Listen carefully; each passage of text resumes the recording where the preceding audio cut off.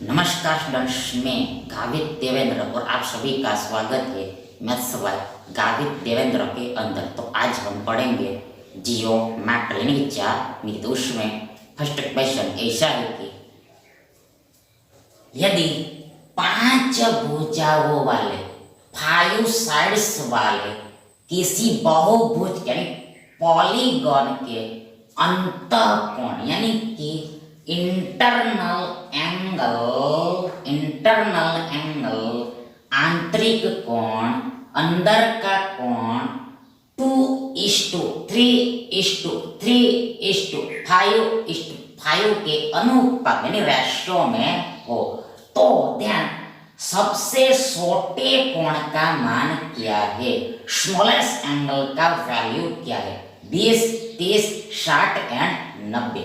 सब लोग यहाँ पर हियर, यहाँ पर हियर, यहाँ पर हियर, यहाँ पर हियर, ये जो बहुभुज है यानी पॉलीगॉन है, बहुभुज है यानी पॉलीगॉन है, वो 5 भुजाओं वाला है, 5 साइड्स वाला है। मतलब एक्स्ट्रा नॉलेज के लिए एक्स्ट्रा नॉलेज इसमें 5 कोण भी होगा, 5 एंगल भी होगा। मतलब जितना भुजा होता है उतना एंगल होता है। मतलब 5 भुजा है तो 5 कोण होगा, 5 साइड्स है तो ऑल्सो 5 एंगल भी होगा। ये नॉलेज के लिए बता दिए। अब आते हैं हम क्वेश्चन पर, सवाल पर। देखो चलो यहाँ पर हियर आपको याद करके रखना पड़ेगा कि रिमेंबर करके रखना पड़ेगा कि देखो कोई भी बहुभुज के यानी एनी पॉलीगॉन के सभी अंतःकोणों का योग यानी ऑल इंटरनल एंगल्स का, इंटरनल एंगल्स यानी अंदर के कोणों का योग यानी कि एडिशन, योग यानी कि एडिशन, योग यानी कि एडिशन, योग यानी कि एडिशन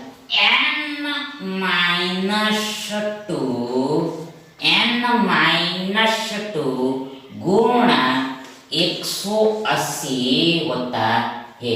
फिर से एक बार देखो यहाँ पर आपको याद करके रखना है कि कोई भी बहुभुज हो, एनी पॉलीगॉन हो तो उसके सभी अंदर में जो कोण बनते हैं, इंटरनल में जो एंगल बनते हैं उसका सभी का योग यानी कि एडिशन यानी सम n-2 गुणा 180 अंश होता है। जहां पर वे n नंबर ऑफ साइड्स यानी नंबर ऑफ एंगल्स। देखो यहाँ पर हमने डायग्राम नहीं बनाया, चित्र नहीं बनाया क्योंकि देखो इसका हमें जरूरत नहीं। आपको ये पता ही होगा कि बहुभुज कैसा होता है। बहुभुज मतलब कई सारे भुजा, यहाँ पर 5 भुजा लेनी है ऐसा दे दिया। पॉली मतलब कई सारे साइड। देखो हम डायग्राम यहाँ पर ड्रॉ नहीं कर रहे। देखो यहाँ पर n बराबर हमें 5 रखना है तो आगे बराबर इक्वल बराबर n बराबर रखा हमने 5 तो यहाँ पर 5 - 2 3 होगा, ये गुणा 180 अंश से तो आगे बराबर इक्वल बराबर यहाँ पर 18 54 होता है और ये 0 का 0 और डिग्री का डिग्री। मतलब कि ये जो बहुभुज है ये पॉलीगॉन है 5 भुजाओं वाला तो इसके सभी अंदर के कोणों का योग ये sum of all internal angles, sum of all internal angle 540 है, 540 है, 540 है। अब यही बात यहाँ पर देखो ये जो हमने ढूंढा है वो एक्चुअल में ढूंढा है, वास्तव में ढूंढा है। अब यहाँ पर हमें ये रेशियो में भी एडिशन मिलेगा, अनुपात में भी सम मिलेगा। तो यहाँ पर अनुपात में यानी रेशियो में 2 3 3 5 5 दिया है। मतलब पहला एंगल 2 का है, दूसरा 3 का, तीसरा 3 का, चौथा 5 का और फिर से पांचवा 5 का। देखो ये जो बहुभुज है तो इसका रेशियो में अंदर का एंगल यानी इंटरनल एंगल 2 3 3 5 एंड 5 का दिया है। मतलब पहला एंगल 2 का है, दूसरा एंगल 3 का, तीसरा एंगल भी 3 का, चौथा एंगल 5 का और पांचवा एंगल भी 5 का। अब यहाँ पर सीधी सी बात है कि इनका भी हम एडिशन निकाल पाएंगे। यहाँ पर देखो 5 5 10 हो गया, 10 3 13, 13 5 16, 16 2 18 हो गया, 18 हो गया। मतलब यहाँ पर 18 बराबर 540 डिग्री हो रहा है, 18 बराबर 540 अंश हो रहा है। ध्यान के यहाँ पर एक बराबर क्या होगा, 1 यूनिट का वैल्यू क्या होगा, 1 इकाई का वैल्यू क्या। देखो यहाँ पर सीधी सी बात है कि जाहिर सी बात है, देखो यहाँ पर 18 तिया 54 होता है और ये शून्य का शून्य, मतलब यहाँ पर एक बराबर हमें 30 अंश मिलेगा, 30 डिग्री मिलेगा।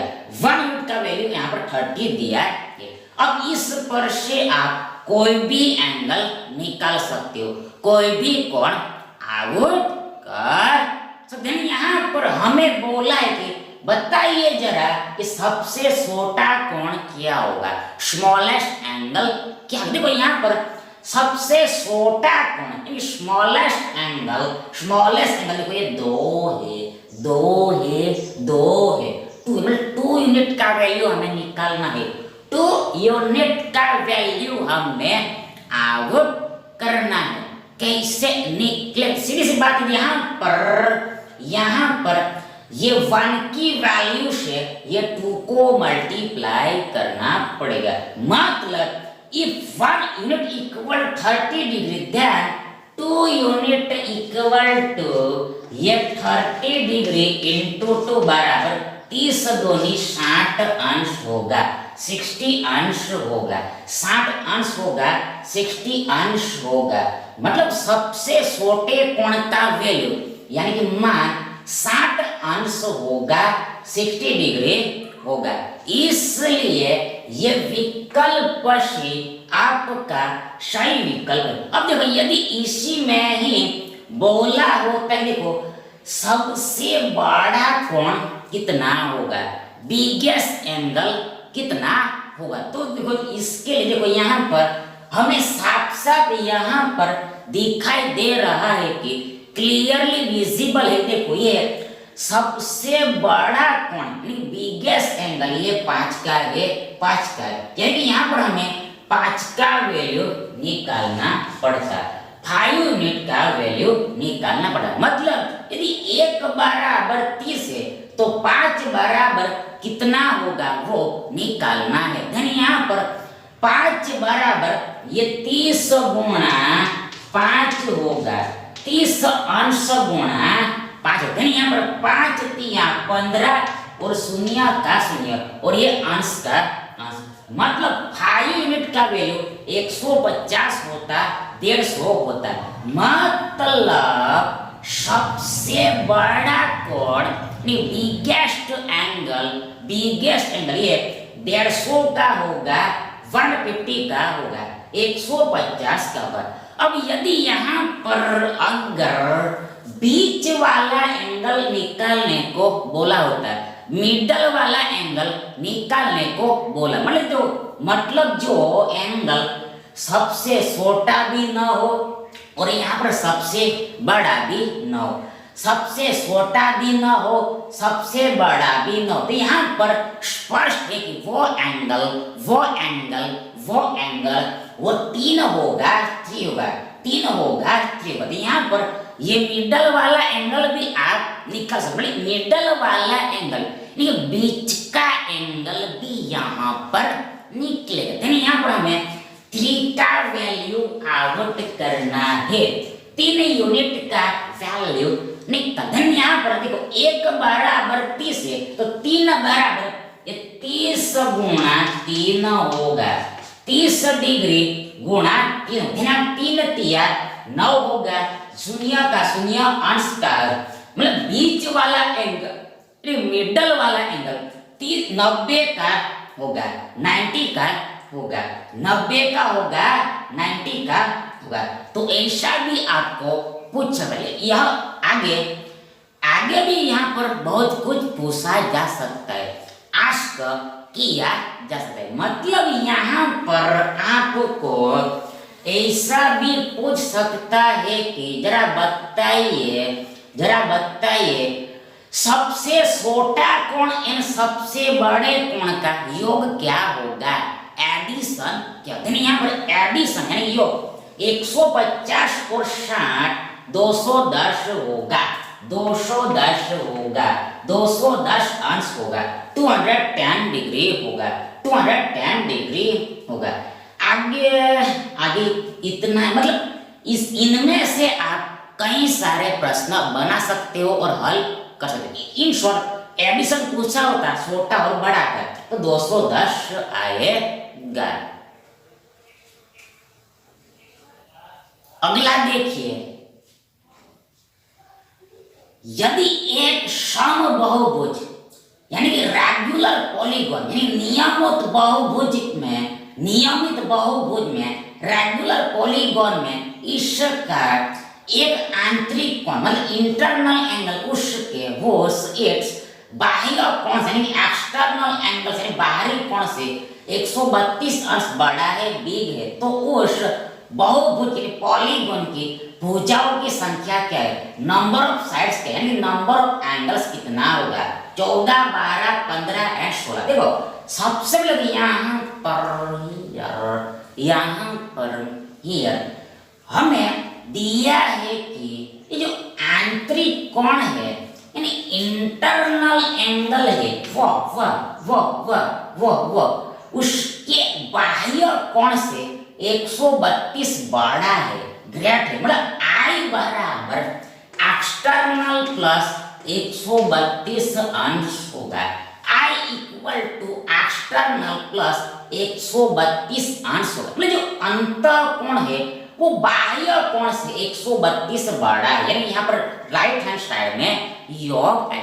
ध्यान आगे आई माइनस ई बराबर ये 132 अंश होगा इंटरनल माइनस एक्सटर्नल बराबर 132 होगा। अब यहाँ पर लगेगा फॉर्मूला सूत्र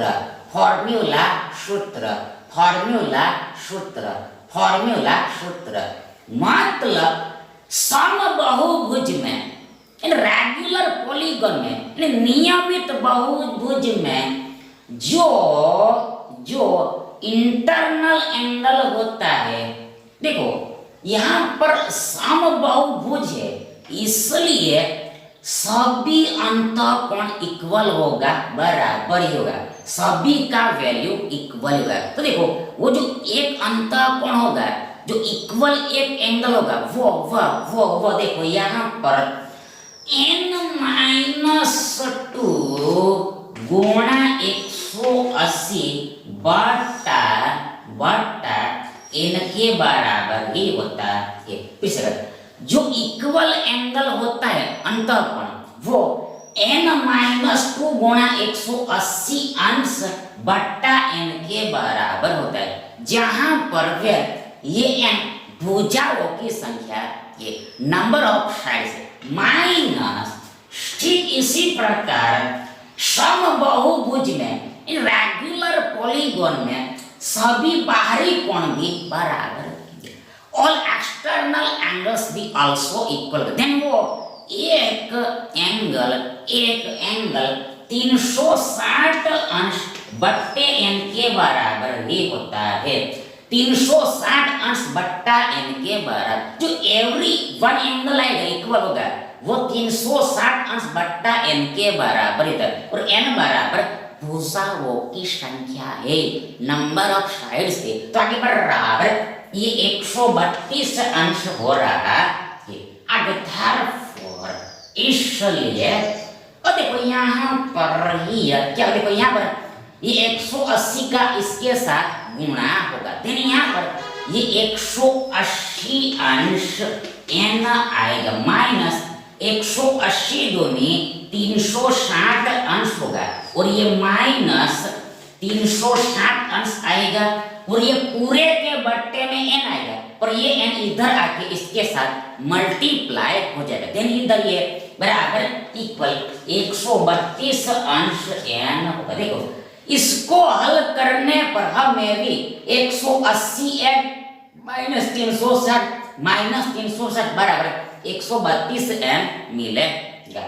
आगे therefore इसलिए अब देखो यहाँ पर ही ये 180 अंश n, देखो यहाँ से हमें निकालना क्या है, यहाँ से हमें भुजाओं की संख्या निकालना है, मतलब n का वैल्यू निकालना है, नंबर ऑफ साइड्स निकालना है। तो 180 n हो गया, देखो ये 132 n एक्चुअल में प्लस 132 देन इधर आएगा तो माइनस 132 अंश n होगा, 132 डिग्री n होगा, माइनस में होगा और बराबर इक्वल। देखो इधर क्या होगा, देखो यहाँ पर इधर में लेफ्ट हैंड साइड में माइनस 360 माइनस 720 होगा, ये इधर आएगा तो प्लस 720 होगा, पॉजिटिव में हो जाएगा, धनात्मक में आ जाएगा। तो आगे therefore इधर देखो यहाँ पर ये 180 बार n में से 132 बार n घटेगा, सब्ट्रैक्ट होगा, माइनस होता हमें 48 बार n मिलेगा, मतलब 48 अंश n मिलेगा और इधर में हमारे पास ये 720 अंश से हमें निकालना है। देखो सबने भी यहाँ पर ये डिग्री से डिग्री चला जाएगा, ये 48 देखो ये 720 में ये 48 से 15 बार में भाग लगता है, ये 720 में 48 से 15 बार में भाग लगता है, 15 टाइम्स में डिवाइड, मतलब यहाँ पर n बराबर 15 होगा, 15 होगा, n का वैल्यू 15 होगा, मतलब ये समबाहुभुज में रेगुलर पॉलीगन नियमित बहुभुज में भुजाओं की संख्या नंबर ऑफ साइड 15 है, 15 है, या फिर यू कहे नंबर ऑफ एंगल्स यानी कोणों की संख्या भी 15 ही है, 15 ही है, यानी विकल्प सी ही हमारा सही विकल्प है।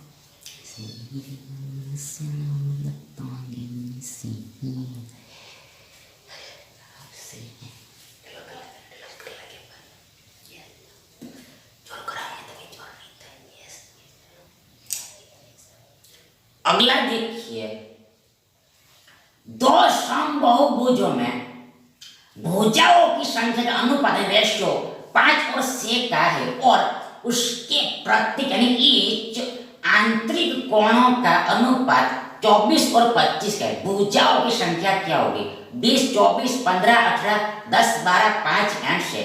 देखो सबसे यहाँ पर हमें दो समबाहुभुजों की बात की है, दो समबाहुभुजों का चर्चा। देखो यहाँ पर सबसे यहाँ पर भुजाओं की संख्या का अनुपात 5 एंड 6 है, तो इसका मतलब ये हुआ कि यदि पहले समबाहुभुज में भुजाओं की संख्या अगर 5 है तो दूसरे बहुभुज की भुजाओं की संख्या 6 होगी। फिर से आगे देखो, फिर से एक बार इसको देते हैं, रिपीट करते हैं।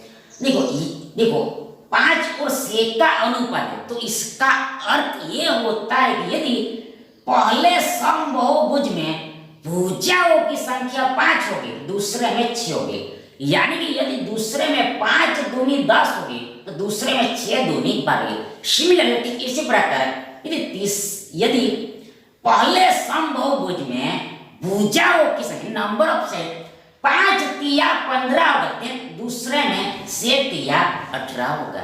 यानी इन जनरल व्यापक स्वरूप में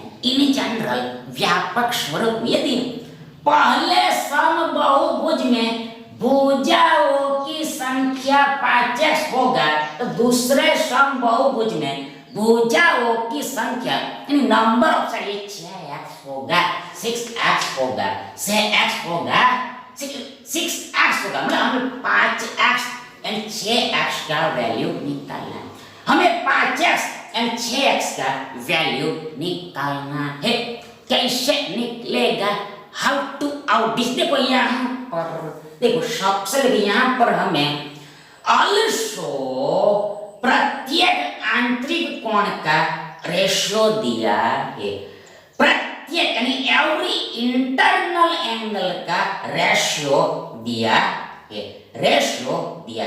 अब हमें पता है कि समबाहुभुज में जो प्रत्येक अंदर का कोण होता है, अंदर का एंगल होता है वो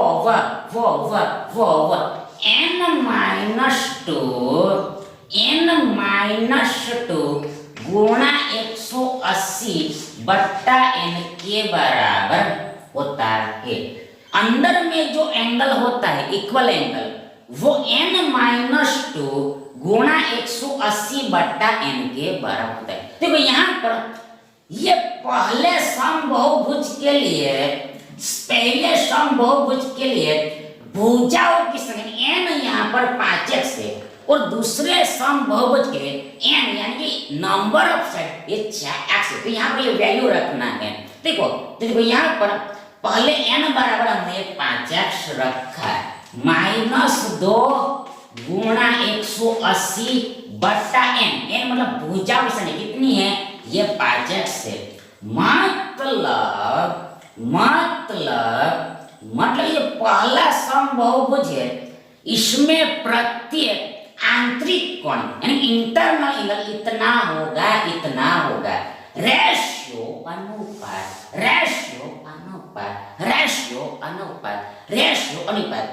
दूसरे समबाहुभुज में n यानी कि नंबर ऑफ साइड्स में भुजाओं की संख्या 6x है। यहाँ पर 6x -2 गुणा 180 बट्टा n यानी फिर से 6x है। यानी ये दूसरा समबाहुभुज है, उसमें प्रत्येक आंतरिक कोण यानी इंटरनल एंगल इतने का होगा।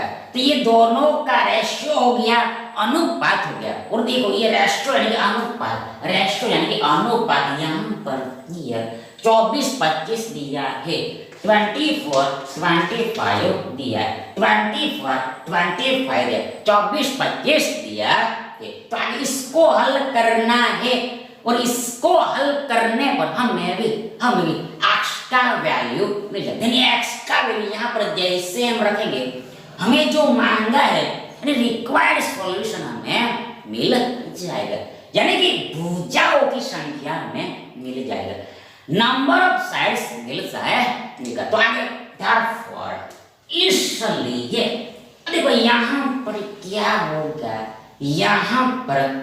होगा, देखो पहले इसको हमने एज इट इज लिख दिया। देखो इसको हम एज इट इज लिख देते हैं 180 अंश बट्टा 5x -2 गुणा 180 बट्टा 5x।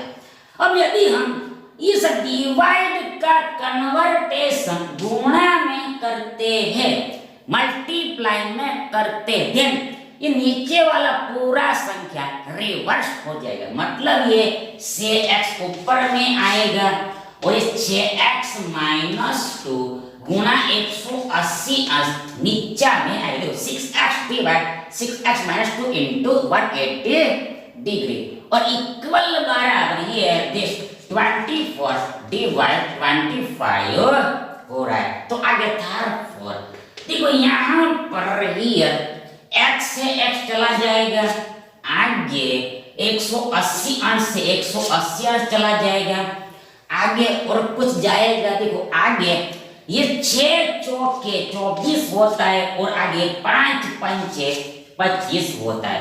यानी हमारे पास ये 5x माइनस 2 और आगे बट्टा में ये 6x माइनस 2 बराबर ये 4/5 बचेगा। 5x माइनस 2 देखो ऊपर कुछ नहीं बचा है दूसरा, और बट्टा में 6x माइनस 2 बचा है, दूसरा कुछ भी नहीं बचा है, और इधर 4/5 हमें मिलेगा। इन शॉर्ट इधर यहाँ पर हमें ऐसा समीकरण मिलेगा। अब यहाँ पर हमें क्या करना पड़ेगा, यहाँ पर हमें क्रॉस मल्टीप्लाई करना पड़ेगा, चौकड़ी गुणा करना पड़ेगा। तो आगे देखो ऐसा होगा, इस तरह से होगा।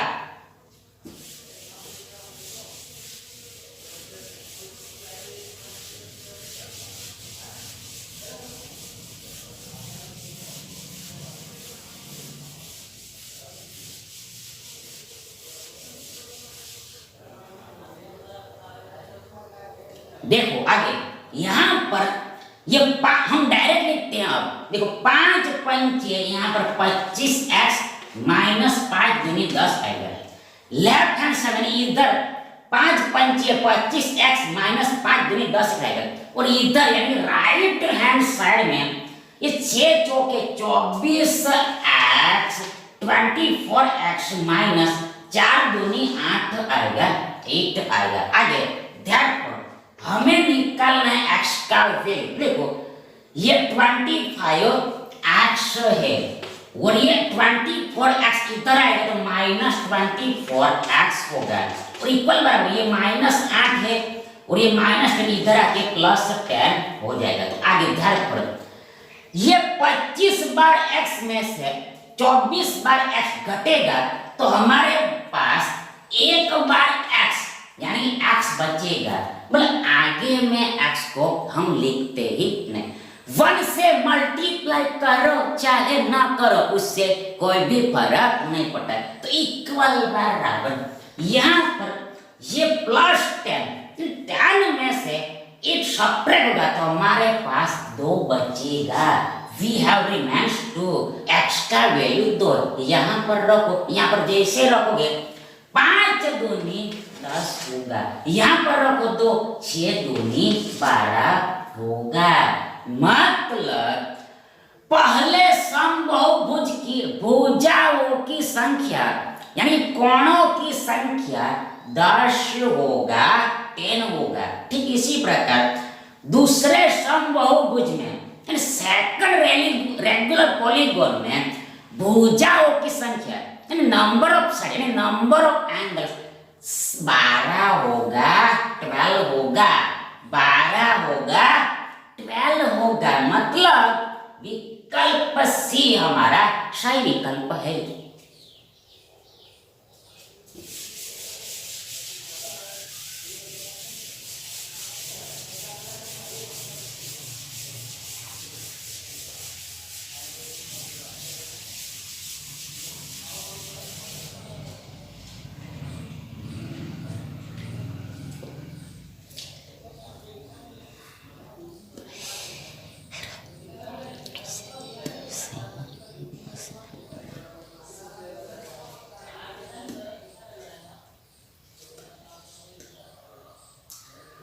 अगला देखिए,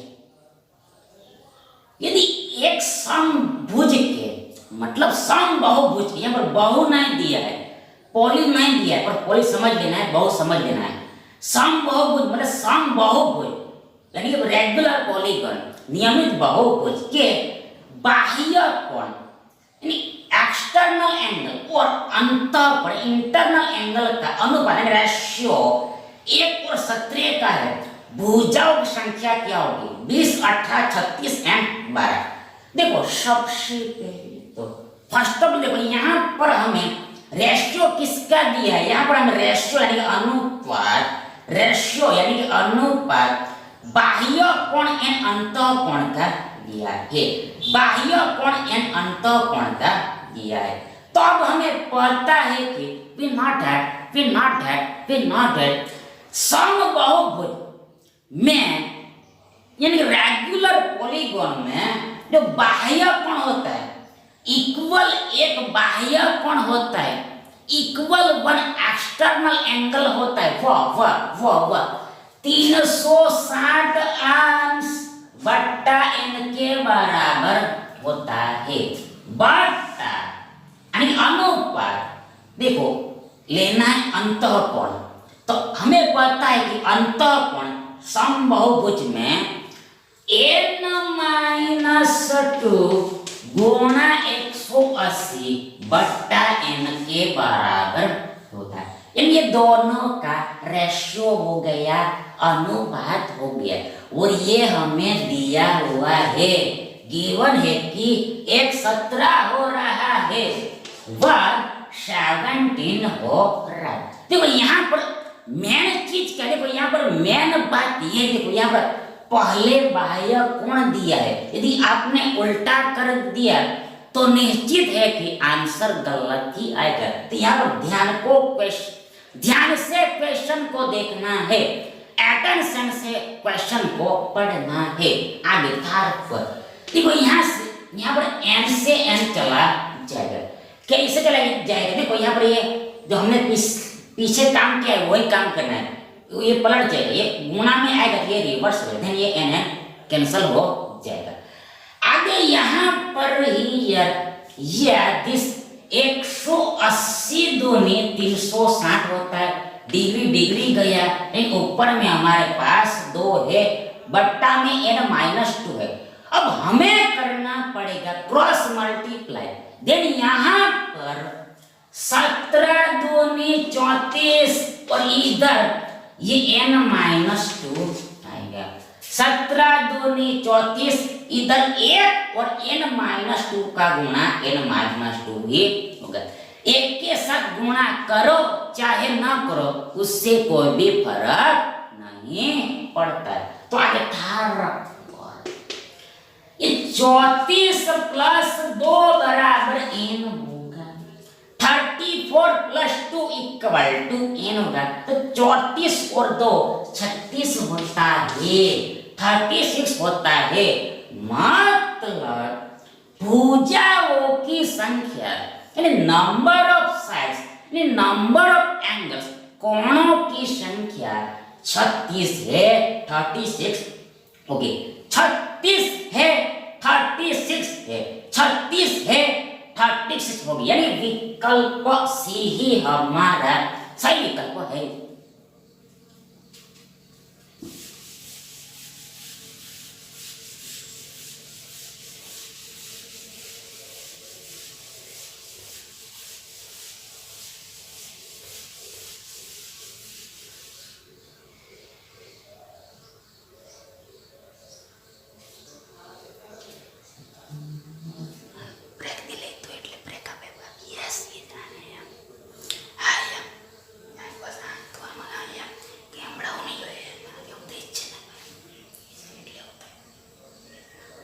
नेक्स्ट क्वेश्चन देखिए, यदि किसी यानी समबाहुभुज में विकर्णों की संख्या इन नंबर ऑफ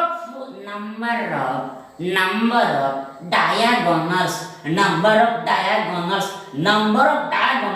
14 है, 14 है, तो प्रत्येक यानी ईच एवरेज आंतरिक कोण इंटरनल एंगल का मान वैल्यू क्या हो, व्हाट विल बी 120, 128 4/7, 135 3/7 और 140।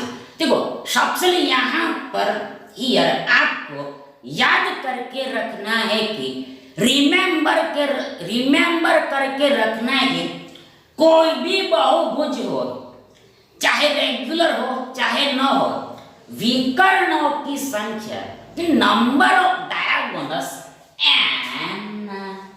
n-3 बट्टा 2 के बराबर ही होता है, n इंटू n-3 बट्टा 2 के बराबर ही होता है। और ये हमें 14 दिया है, 14 दिया है। देन आगे थर्ड यहाँ पर ये n स्क्वायर माइनस 3n बराबर 14 दूनी 28 होगा। आगे थर्ड यहाँ पे n square minus 3n minus 28 बराबर 0 होगा। मैं यहाँ पर हमें यह क्वाड्रेटिक इक्वेशन मिलेगा, द्विघात समीकरण मिलेगा, द्विघात समीकरण मिलेगा। अब इसको हमें सॉल्व करना है और n का वैल्यू निकालना। तो अब यहाँ पर ये हमें ये 28 का ऐसा दो टुकड़ा करना है जिससे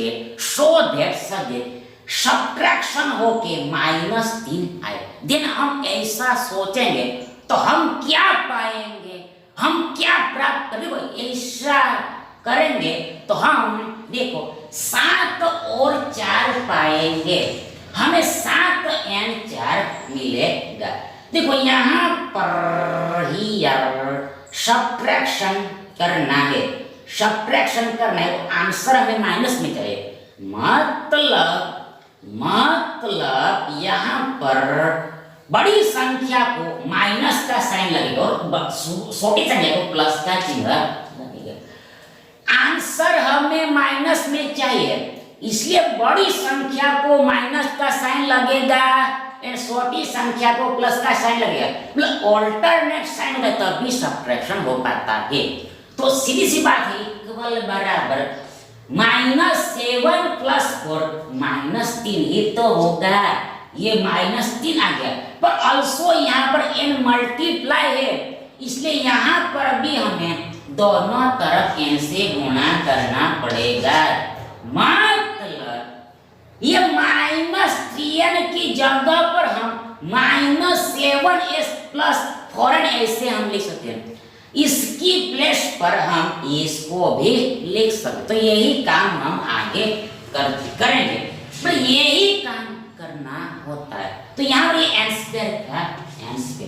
देखो मेन बात, ये -7n को आप पहले भी लिख सकते हो या फिर इसको बाद में भी लिख सकते हो। यहाँ पे आप इसको आप दोनों को इंटरचेंज कर सकते हो, आपस में बदल सकते हो, इससे कोई भी फर्क नहीं पड़ता। आंसर तो सेम ही आता है। तो n² का n²। अगर -3n की जगह पर हमें ये लिखना है -7n + 4n और ये -28 बराबर 0 ही। आगे ध्यान करो, ये दो पद है, ये दो पद है, ये दोनों में से कुछ ना कुछ कॉमन निकलेगा। तो ये दो पद में से ये n कॉमन निकलेगा। तो पहले में बचेगा n माइनस, दूसरे में बचेगा ये 7 आगे प्लस का प्लस, योग का योग। ये दोनों पद में से अब ये 4 कॉमन निकलेगा, तो इसमें n बचेगा माइनस, दूसरे में 7 बचेगा, तो 7 चौके 28 होता है और इक्वल बराबर 0 होगा। तो आगे therefore फिर से हमारे पास ये एक पद है, ये दूसरा पद है, ये दोनों पद में से फिर से n-7 कॉमन निकलेगा। पहले में हमारे पास बचेगा n, दूसरे में बचेगा हमारे पास ये +4 और इक्वल टू 0 है। अब क्या होगा, देखो यहाँ पर आगे ये n-7 बराबर 0 होगा और या n+4 बराबर 0 होगा। If n-7 गुणा n+4 बराबर 0, यानी दो संख्याओं का गुणा अगर 0 है तो सीधी सी बात है कि दोनों संख्या में से कोई भी एक संख्या यानी या फिर दोनों ही 0 हो सकता है। मतलब n-7 भी 0 हो सकता है या फिर ये n+4 भी 0 हो सकता है। ये चीज हमने कई बार डिटेल में समझा दिया है, इसलिए आपको पार्ट वाइज ही देखना है। इसलिए हम यहाँ पर अब डिटेल में नहीं समझेंगे। तो आगे यहाँ पर देखो क्या होगा, आगे आगे यहाँ पर हियर हमें क्या मिलेगा, हमें क्या मिलेगा, देखो यहाँ पर हियर हमें भी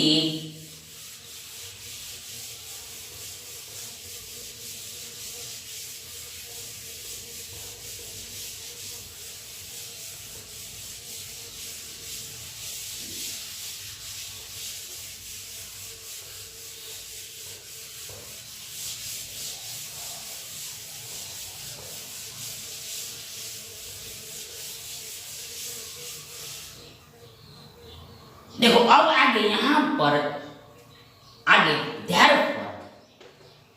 देखो n बराबर 7 होगा, यानी +7 होगा। कैसे होगा वो आप खुद से सोच लेना। और यार इधर n बराबर -4 होगा, ऋणात्मक 4 होगा। अब यहाँ पर n क्या है, n नंबर ऑफ साइड्स है, यानी भुजाओं की संख्या है। अब हमें पता है कि भुजाओं की संख्या मतलब नंबर, मतलब देखो n भुजाओं की संख्या है और हमें पता है कि भुजाओं की संख्या यानी नंबर ऑफ साइड, भुजाओं की संख्या यानी नंबर ऑफ साइड, भुजाओं की संख्या यानी नंबर ऑफ साइड यानी कोणों की संख्या यानी नंबर ऑफ एंगल्स कभी भी नेगेटिव में नहीं हो सकता, माइनस में नहीं हो सकता। मतलब आपने कभी भी ऐसा नहीं सुना होगा कि फलाना में -4 भुजा है, -5 भुजा है, -6 भुजा है। मतलब आपने ऐसा ही सुना होगा कि इसमें 4 भुजा है, इसमें 5 भुजा है। मतलब इन शॉर्ट भुजाओं की संख्या नेगेटिव में नहीं होती है, माइनस में नहीं होती। बड़े n का वैल्यू पॉसिबल ही नहीं है, संभव ही नहीं। मतलब n का वैल्यू ये पॉसिबल है, ये संभव है। तो यहाँ भुजाओं की संख्या नंबर ऑफ साइड 7 है, 7 है 7 है। मतलब ये जो समबाहुभुज है ये सप्तभुज होगा, सप्तभुज होगा, सप्तभुज होगा, सप्तभुज होगा, सप्तभुज और सारी की सारी भुजा समान होगी। क्योंकि देखो यहाँ पर सब बहुभुज है, इसलिए रेगुलर पॉलीगन है, इसलिए नियमित बहुभुज है, इसलिए अब हमें तो निकालना है प्रत्येक आंतरिक कोण का वैल्यू। तो हमें पता है कि every internal angle n minus ऐसा नहीं n-2 गुणा 180 अंश बट्टा n के बराबर होता है, इसके बराबर होता है, इसके बराबर होता है। देखो एवरी इंटरनल एंगल n-2 गुणा 180 बट्टा n के बराबर। अब n बराबर यहाँ पर हमें 7 मिला है, 7 रख देना है, 7 - 2 5 होगा गुणा ये 180 अंश है, बट्टा में n बराबर फिर से 7 आएगा, आगे इक्वल बराबर। यहाँ पर कुछ भी कटेगा नहीं, इसलिए सिंपल ऊपर वाले का गुणा ही करना पड़ेगा। देन यहाँ पर 18×5 और ये शून्य पीछे लग जाएगा, 180 पंचे 900 होता है, 900 होता है। और डिग्री और बट्टे में 7 का 7। मतलब जो एवरी इंटरनल एंगल होगा वो 900/7 अंश का होगा, 900/7 डिग्री का होगा। पर यहाँ पर ऐसा आंसर नहीं दिया है, मतलब ये जो आया वो सिंपल फ्रैक्शन में आंसर है, सरल भिन्न में आंसर। जबकि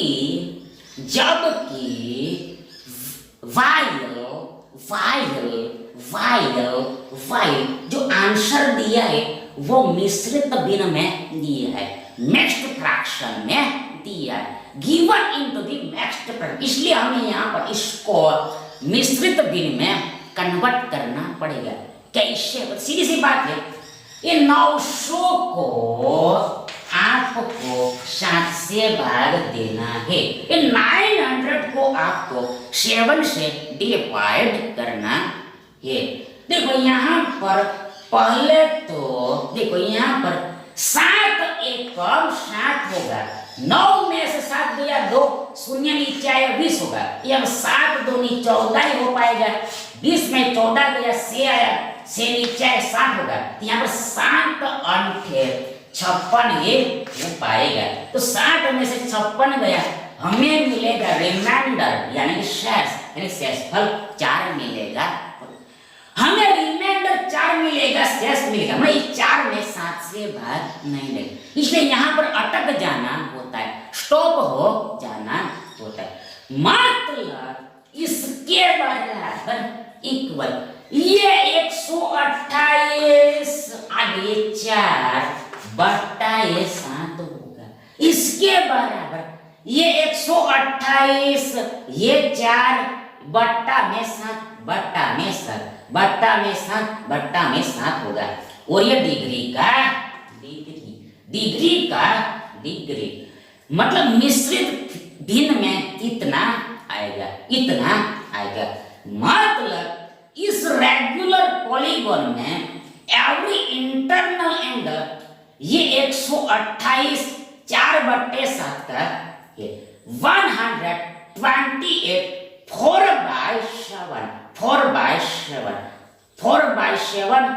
बाय 7 का है, यानी कि विकल्प भी हमारा सही विकल्प है। Thank you.